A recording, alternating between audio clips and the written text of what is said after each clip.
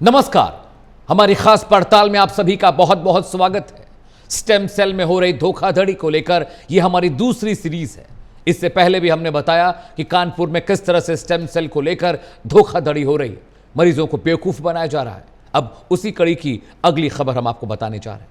Stem cell को लेकर जो गोरखधंधा कानपुर के गणेश शंकर विद्यार्थी मेमोरियल मेडिकल कॉलेज में चल रहा है, उसको उजागर करने का काम प्राइम न्यूज की टीम लगातार कर रही है। हमने पहले दिखाया कि संजय काला स्टेम सेल थेरेपी को लेकर प्राइम न्यूज के कैमरे पर जो दावा करते नजर आया वो उसके कार्यकाल में हुआ ही नहीं था। लेकिन आज प्राइम न्यूज के पास पुख्ता सबूत हैं कि कैसे संजय काला ने झूठ परोसा। प्राइम न्यूज ने जब तहकीकात की तो स्टेम सेल को लेकर कई रिसर्च संजय काला के नाम से छपे होने की बात सामने आई। आज प्राइम न्यूज का सवाल है कि अगर संजय काला ने कोई स्टेम सेल थेरेपी नहीं की तो क्यूरियस के रिसर्च पेपर में उनका नाम कैसे गया? ये सवाल है और इन्हीं सवालों के जवाब तलाशती हमारी ये इन्वेस्टिगेटिव रिपोर्ट आपके लिए हम लेकर आए हैं।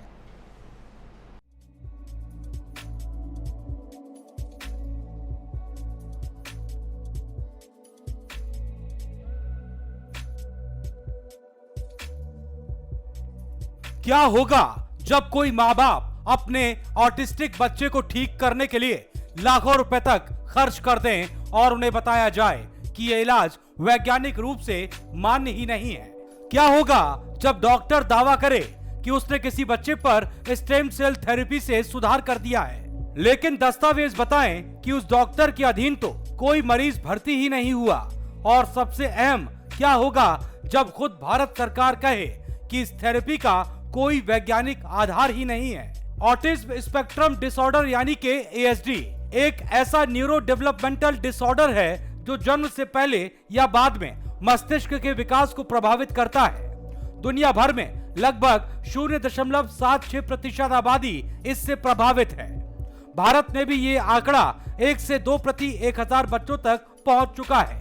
ASD के इलाज के लिए दावा किया गया कि स्टेम सेल थेरेपी के जरिए इसको ठीक किया जा सकता है, लेकिन जिस ASD को ठीक करने के लिए स्टेम सेल की बात की जा रही है वो ASD बीमारी क्या है?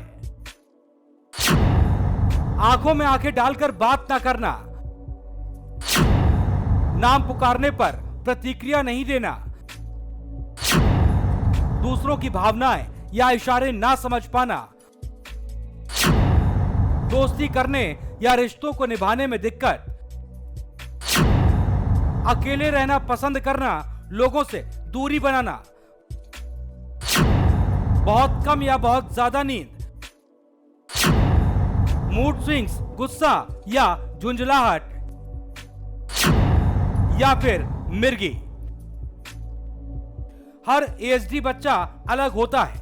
किसी में सभी लक्षण हो सकते हैं तो किसी में बहुत कम, इसीलिए इसे स्पेक्ट्रम कहा जाता है, यानी हर बच्चा एक अलग स्तर पर होता है। ASD से ग्रसित बच्चा अक्सर अपनी ही दुनिया में रहता है। ASD ये कोई मानसिक बीमारी नहीं है, ये एक जीवन भर की व्यवस्था है जिसका अब तक कोई प्रमाणित इलाज नहीं है। लेकिन इलाज के नाम पर जिस थेरेपी की सबसे ज्यादा चर्चा हुई वो है stem cell therapy. Stem cell therapy को लेकर कई डॉक्टर, निजी अस्पतालों और संस्थानों ने दावा किया है कि इससे ऑटिज्म के लक्षणों में सुधार होता है। कई लोगों ने इन दावों पर यकीन भी किया, लाखों रुपए खर्च किए और आशा पाल ली, लेकिन जब इन दावों की जांच वैज्ञानिक स्तर पर की गई तो सच्चाई कुछ और ही निकली। स्टेम सेल थेरेपी को लेकर जो रिसर्च किया गया है उसके परिणाम भी देख लीजिए। 2020 में अमेरिकी शोधकर्ता गेराल्डिन डॉसन ने स्टेम सेल थेरेपी की। गेराल्डिन डॉसन ने 119 बच्चों पर एक नियंत्रित क्लिनिकल ट्रायल किया। 6 महीने तक स्टेम सेल थेरेपी की गई, परिणाम कुछ खास नहीं निकला। चीन में 2 और ईरान में एक क्लिनिकल ट्रायल किया गया। इन रिसर्चों में कोई भी खास परिणाम नहीं निकला है। इसके बाद 2021 और 2022 में 2 मेटा एनालिसिस प्रकाशित हुए। पहले में नाम था लॉरा विलारियल मार्टिनेज, दूसरे में जियांग क्यू। दोनों ने दुनिया भर में हुए पुराने ट्रायल्स का विश्लेषण किया। निष्कर्ष ये निकला कि स्टेम सेल थेरेपी के पक्ष में अब तक किए गए रिसर्च वैज्ञानिक गुणवत्ता में बेहद कमजोर हैं। कोई एक मत ठोस या निर्णायक निष्कर्ष नहीं निकला। स्टेम सेल थेरेपी को लेकर अब जरा भारत सरकार की स्थिति को भी देख लीजिए। 2023 में बीजेपी के सांसद सुब्रत पाठक ने लोकसभा में स्वास्थ्य मंत्रालय से सवाल किया। सांसद सुब्रत पाठक ने जो सवाल किए वो इस तरह है, क्या सरकार मानती है कि स्टेम सेल तकनीक से ऑटिज्म या सेरिब्रल पाल्सी का इलाज संभव है? मंत्री एसपी सिंह बघेल का जवाब था, ऑटिज्म स्पेक्ट्रम डिसऑर्डर के मरीजों के लिए स्टेम सेल थेरेपी की कोई सिफारिश नहीं की गई। ये तकनीक सिर्फ रिसर्च के लिए है, इलाज के लिए नहीं। सिर्फ मंत्रालय ही नहीं, भारतीय आयुर्विज्ञान अनुसंधान परिषद यानी के ICMR और नेशनल मेडिकल कमीशन यानी कि NMC की ethics and medical registration board दोनों ने इस बात की पुष्टि की है कि स्टेम सेल थेरेपी ऑटिज्म के इलाज के रूप में वैज्ञानिक रूप से मान्य नहीं है।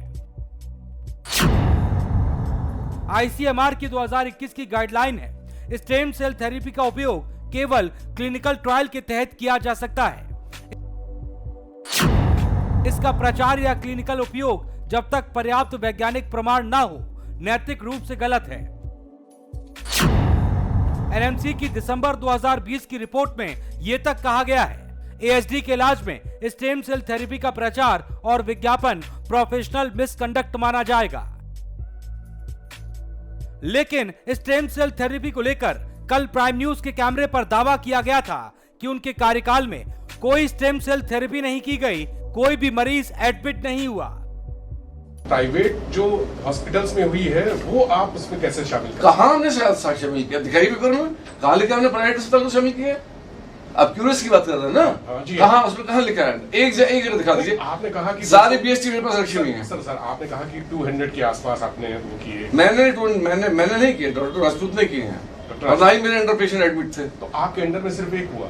कोई नहीं हुआ मेरे अंडर में, not even single patient. Diabetes वाला तो आपने कहा था कि मैं नहीं, डायबिटीज वाला मैंने नहीं किया उन्होंने किया है, ठीक है ना? हमारे अंदर एडमिट नहीं हुआ कोई पेशेंट। डॉक्टर संजय काला गणेश शंकर विद्यार्थी मेडिकल कॉलेज कानपुर में सर्जन हैं। उन्होंने दावा किया कि उन्होंने एक बच्ची अनन्या, जो एक पुलिस इंस्पेक्टर की बेटी है, उस पर स्टेम सेल थेरेपी की और इलाज के बाद अनन्या की हालत में सुधार हुआ है। ये दावा सिर्फ बातों तक नहीं है, उन्होंने इसे एक रिसर्च के पेपर के रूप में प्रकाशित किया और खुद को उस पेपर का पहला लेखक भी बताया। लेकिन प्राइम न्यूज के कैमरे पर डॉक्टर काला साफ तौर पर इनकार करते हुए नजर आए कि हैलेट मेडिकल कॉलेज में डॉक्टर BS राजपूत आते हैं, यहाँ प्रिंसिपल हैं डॉक्टर काला सर, उनके साथ में बच्चों की इलाज स्टेम सेल थेरेपी के माध्यम से हो रहा है, जिससे काफी बच्चों को फायदा हो रहा है। फिर सवाल उठता है, अगर कोई मरीज भर्ती नहीं हुआ तो फिर रिसर्च किस पर की गई और क्यों किया गया झूठा दावा? क्या यह स्टेम सेल थेरेपी का प्रमोशन था या फिर किसी वैज्ञानिक सत्य को छुपाने की कोशिश? इस एक केस से ही साफ हो जाता है कि किस तरह से स्टेम सेल थेरेपी को इलाज की तरह बेचा जा रहा है, जबकि ना तो सरकार और ना ही विज्ञान इसकी अनुमति देता है। तो क्या ASD का कोई इलाज नहीं है? लेकिन प्रबंधन संभव है। ASD को बेहतर बनाने में जिन चीजों ने दुनिया भर में परिणाम दिए हैं, व्यवहार विश्लेषण आधारित थेरेपी, वॉक और भाषा थेरेपी, व्यावसायिक या दैनिक जीवन कौशल थेरेपी, माता पिता और बच्चे के बीच संवाद सुधारने वाली थेरेपी, माता पिता की काउंसलिंग और मानसिक सहयोग। इन तरीकों से बच्चों का व्यवहार, भाषा कौशल, ध्यान और सामाजिक व्यवहार सुधर सकता है। इनका वैज्ञानिक मूल्यांकन किया गया है। इन पर आधारित सरकारी स्कीमें और स्कूलिंग मॉडल मौजूद हैं, लेकिन इनका प्रचार नहीं होता क्योंकि इनमें कमाई नहीं होती और यही सबसे बड़ा संकट है। लेकिन प्राइम न्यूज का सवाल यही है कि जब इलाज ही नहीं है तो इलाज का दावा क्यों? जब सरकार और ICMR साफ कर चुके हैं कि स्टेम सेल थेरेपी मान्य नहीं है, तो कोई डॉक्टर लाखों रुपए लेकर उसे कैसे इलाज कह सकता है? ऑटिज्म कोई शर्म की बात नहीं है, ना कोई ऐसा रोग है जो छिपाना पड़े। ये एक न्यूरोलॉजिकल स्थिति है जो जीवन भर रहती है। समझ और सहयोग से इस पर काबू भी पाया जा सकता है, लेकिन जब इस पर झूठे इलाज का लेबल लगाया जाता है तो इसका सबसे बड़ा नुकसान होता है माता पिता के भरोसे का और बच्चे के बचपन का। Bureau report, prime news.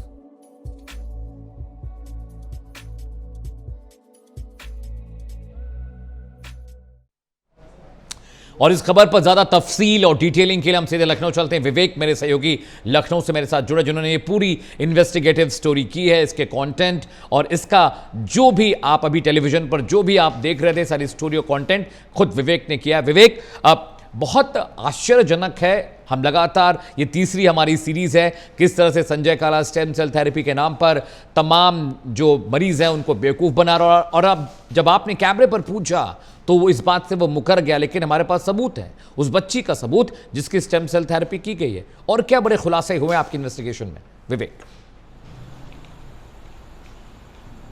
देखिए अमित, डॉक्टर काला ने आज ही, चूंकि कल मैं उनका एक स्टिंग करके आया हूं और स्टिंग के बाद उन्होंने आज ही किसी से कहा कि मेरा राजयोग चल रहा है। हमारे अपने सोर्सेज हैं जो तमाम, चाहे कानपुर मेडिकल कॉलेज हो, यहाँ शासन के जो मेडिकल चिकित्सा विभाग से जुड़े बड़े अधिकारी हों, प्रमुख सचिव हों, वो सब हमारे सोर्सेज हैं। उन्होंने कहा कि मेरा राजयोग चल रहा है और मीडिया वाले मेरे खिलाफ दिखा रहे हैं, लेकिन मैं उन पर मानहानि का दावा करूंगा। सबसे पहली बात तो ये जो मैं अपने दर्शकों को बताना चाहता हूं कि कितना रिस्क लेके और कितनी चुनौतियां लेके प्राइम न्यूज ये कवरेज कर रहा है, जनहित में कर रहा है। जनता, जो लोग इस तरह का ट्रीटमेंट करा रहे हैं उनके लिए, ताकि वो किसी भी तरह से भ्रमित ना हो, उनको जो ट्रीटमेंट के नाम पे धोखा दिया जा रहा है, जो उनके साथ खेल खेला जा रहा है, वो इस खेल को अच्छी तरह से समझ लें। ऑटिज्म स्पेक्ट्रम डिसऑर्डर, ASD इसको बोलते हैं। ASD अमित, इस पूरे वर्ल्ड वाइड, जो पूरे विश्व में इस तरह की बीमारी 1% से भी कम लोगों को होती है। और इसका ट्रीटमेंट बेसिकली मेडिकल साइंस में कहीं है ही नहीं।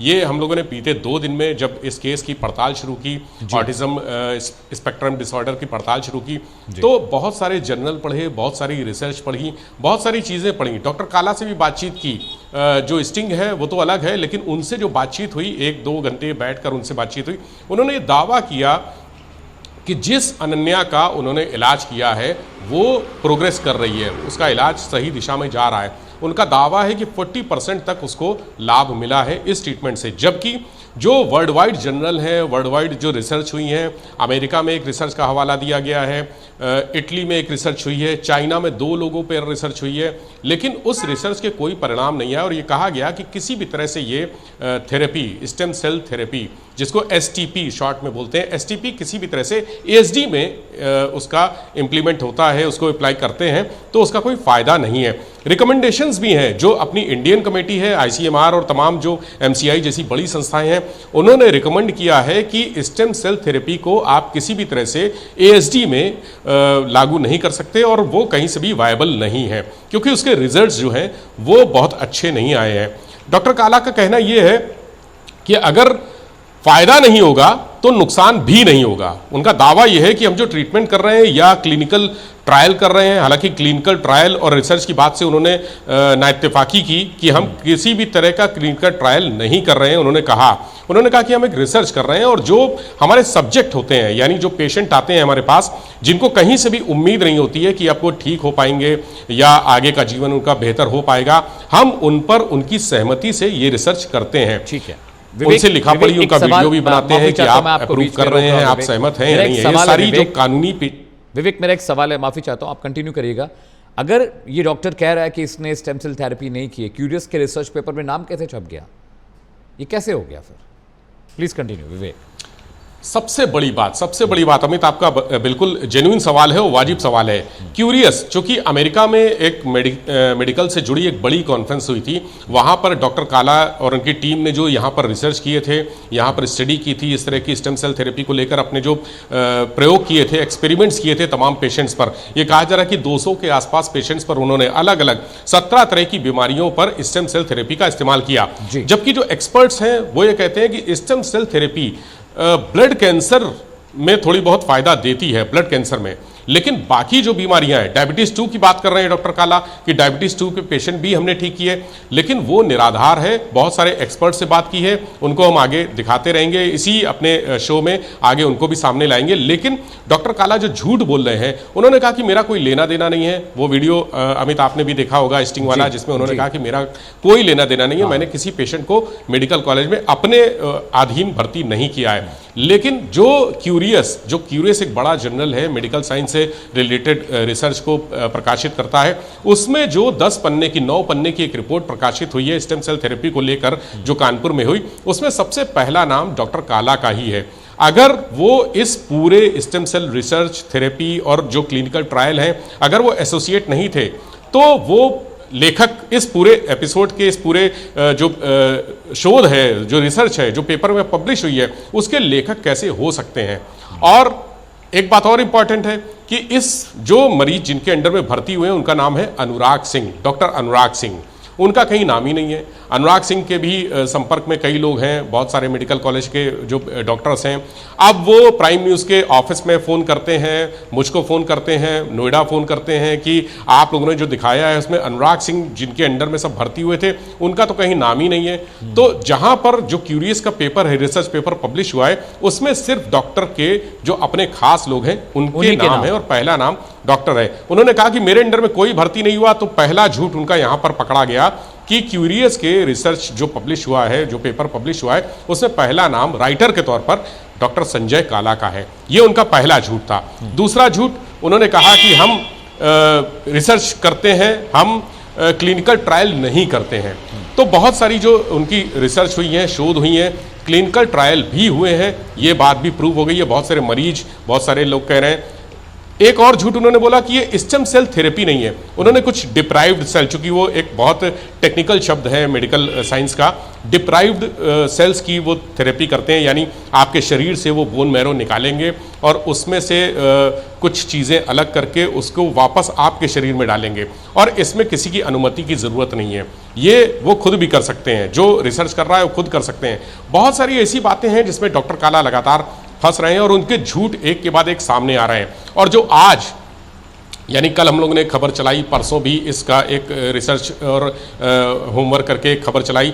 आज की सूचना ये है कि शासन ने इस मामले को, प्राइम न्यूज़ की इस खबर को गंभीरता से लिया है और इस मामले में एक सोर्सेज के हवाले से खबर है, पता नहीं मुझे कितनी सच है कितनी नहीं है, इसको कल वेरीफाई करना होगा दिन में, कि सोर्सेज के हवाले से खबर आ रही है कि एक कमेटी भी डॉक्टर काला की जांच के लिए बना दी गई है। और डॉक्टर काला आज लखनऊ में ही थे, मैंने उनसे मिलने की कोशिश की, लोक भवन में वो देखे गए थे, मेडिकल जो रजिस्ट्रार है वहाँ ऑफिस में देखे गए थे। इसके अलावा जो जवाहर भवन में डॉक्टर किंजल सिंह, जहाँ जो महानिदेशक हैं वहाँ बैठती हैं, वहाँ पर घूमते हुए देखे गए। यानी उन्होंने पूरा होमवर्क भी शुरू कर दिया है। जिस तरह से प्राइम न्यूज़ उनकी एक के बाद एक पोल पट्टी खोल रहा है, तो डॉक्टर काला भी घूम फिर के अपने बचाव के लिए तैयारियां कर रहे हैं। अपनी तैयारी में अपने बचाव के लिए वो लोगों को लामबंद कर रहे हैं, ये भी है। लेकिन उन्होंने जो भी झूठ बोले वो हमने कागजों के साथ दिखाए, एक एक चीज दिखाई कि ये डॉक्टर काला ने ये कहा, उन्होंने कहा कि हमारा कोई लेना देना नहीं है, लेकिन रिसर्च पेपर में उनका राइटर के तौर पर, ऑथर के तौर पर, उस पूरे जो लेख पब्लिश हुआ है उसके ऑथर के तौर पर पहला नाम उन्हीं का है। ठीक है विवेक, एक सवाल ये भी है जी, स्टेम सेल थेरेपी के लिए जो टेक्नोलॉजी, जो इक्विपमेंट, जो डिवाइसेस चाहिए, उसकी परमिशन सरकार की परमिशन के बिना नहीं हो सकती, क्योंकि इस तरह के डिवाइसेस को मंगाने के लिए बहुत हैवी जीएसटी पे करना पड़ता है, इंपोर्ट ड्यूटी पे करनी पड़ती है। डिफ्राइड सेल थेरेपी का मतलब ये होता है कि आपके बोन मैरो के अंदर जो कमजोर टिश्यूज हैं उनका सैंपल लेके, उन सेल्स का सैंपल लेके उनको डीएनए और प्रोटीन स्ट्रक्चर को और बेहतर बनाया जाता है, ताकि जब दोबारा आपकी बॉडी में वो इन्फ्यूज किया जाए तो जो अच्छे सेल्स है वो बीमार सेल्स को ठीक करे, एक डॉक्टर की तरह। ये टेक्नोलॉजी बहुत सारे अस्पतालों में हिंदुस्तान में यूज हो रही है। लेकिन बड़ा सवाल यही है कि स्टेम सेल थेरेपी के लिए जो डिवाइसेस, इक्विपमेंट, टेक्नोलॉजी वो कहां से इनको मिली, ये भी एक बहुत बड़ा सवाल होना चाहिए इस पूरी इन्वेस्टिगेशन के दौरान। विवेक, देखिए अमित, बहुत जेन्युइन सवाल है और इसके लिए मैंने उनसे बात की थी। मैंने उनसे एक सवाल पूछा था कि आपके पास, एक तो सबसे पहली बात है कि स्टेम सेल कमेटी का गठन नहीं किया, बिना उसके अप्रूवल के आपने स्टेम सेल थेरेपी देना शुरू किया। दूसरा, जो मशीनें होती हैं वो आपके पास नहीं है। तो उन्होंने बड़ा बेबाक सा जवाब दिया, चूंकि उन्होंने आज कहा कि मेरा राजयोग चल रहा है, वो बेअंदाज हो चुके हैं पूरी तरह से। तो उन्होंने जवाब दिया कि हम आउटसोर्स कर सकते हैं, हम बाहर से आउटसोर्स कर सकते हैं, और तमाम पैथोलॉजी से उन्होंने ये जांचें कराई हैं। अब ये जांचें जो आप एक शोध कर रहे हैं, एक क्लिनिकल ट्रायल कर रहे हैं, उस जांच में अगर उस पूरे ट्रीटमेंट में अगर बाहर से आप कोई जांच कराते हैं तो वो कितनी वायबल है, उनका कितनी भरोसेमंद हो सकती हैं, क्या उन पे भरोसा किया जा सकता है, क्योंकि बहुत सारे इंस्टीट्यूट ऐसे होते हैं जहां पर मशीनें लगी हुई हैं और वो अपने ही जो विभाग के अलग अलग मशीनें हैं, अलग अलग संस्थान की विभाग भी उसमें ही जांच कराते हैं। जैसे अगर आप पीजीआई जाएंगे तो पीजीआई में कहीं बाहर की रिपोर्ट या बाहर से जो जांच कराई है आपने वो मान्य नहीं होती है, वो पीजीआई में ही जांच कराइए, तभी उनको भरोसा होता है कि हाँ ये जांच सही है। अगर आप ब्लड सैंपल का भी जांच रिपोर्ट लेकर जाते हैं तो वो मानने को तैयार नहीं होते, वो कहते हैं नहीं जो भी सैंपल है जो भी जांच है वो यहीं पर होनी चाहिए। डॉक्टर काला ने इतने बड़े स्टेम सेल थेरेपी जो इतना बड़ा इशू है उसमें उन्होंने बाहर के जो संस्थान है और वो प्राइवेट जो लैब होती है, प्राइवेट लैब की मशीनों से जांच कराई है। बिल्कुल आप भी जानते हैं अमित कि प्राइवेट लैब कितनी भरोसेमंद होती हैं। अगर आप अपना एक नॉर्मल सा ब्लड का कोई जांच कराते हैं और अलग अलग प्राइवेट लैब पे कराएंगे तो हर लैब का अलग अलग एक रिजल्ट आएगा। वो उनके जो मानक होते हैं वो सब अलग अलग होते हैं और कहीं पर गड़बड़ होता है, कहीं ज्यादा होता है, कहीं कम होता है। अब डॉक्टर काला ने जो किया, प्राइवेट लैब से अपनी जांच कराई, सैंपल वहां भेजे, वो कितने भरोसेमंद है इसका भी कोई भरोसा नहीं है। इसीलिए सवाल उठ रहे हैं। इस पूरी एक बात उन्होंने और कही कि वो आईआईटी से कोलैबोरेट करके सारी चीजें करा रहे हैं, आईआईटी की लैब का सपोर्ट ले रहे हैं। हालांकि अभी तक उनकी रिपोर्ट्स में आईआईटी का कहीं जिक्र नहीं है। जो प्राइवेट पैथोलॉजी है कानपुर में उनका जरूर जिक्र है कि हमने वहां से आउटसोर्स कराया है, लेकिन जो आईआईटी से कहीं ना कहीं उनका ताल्लुक जरूर है। वक्त की थोड़ी कमी है विवेक, बहुत बहुत शुक्रिया। लेकिन अपने दर्शकों के लिए हम बताएं कि हमारी ये खास इन्वेस्टिगेशन, ये खास मुहिम हम आपके लिए कर रहे हैं, जनता के सरोकार के लिए कर रहे हैं। संजय काला का काला चिट्ठा खुलना भी बाकी, जैसा कि सहयोगी विवेक बता रहे थे, इन्वेस्टिगेशन अभी चल रही है, इसमें बहुत सारी चीजें निकलकर सामने आने वाली हैं और लगातार इस बड़ी खबर को हम ट्रैक कर रहे हैं, इन्वेस्टिगेट कर रहे हैं। हर दिन हर रोज एक नए खुलासे के साथ हाजिर होंगे। अभी के लिए फिलहाल इतना ही, रुकना छोटे से ब्रेक के लिए कहीं जाएगा नहीं। प्राइम न्यूज पर खबरों का सिलसिला लगातार जारी है।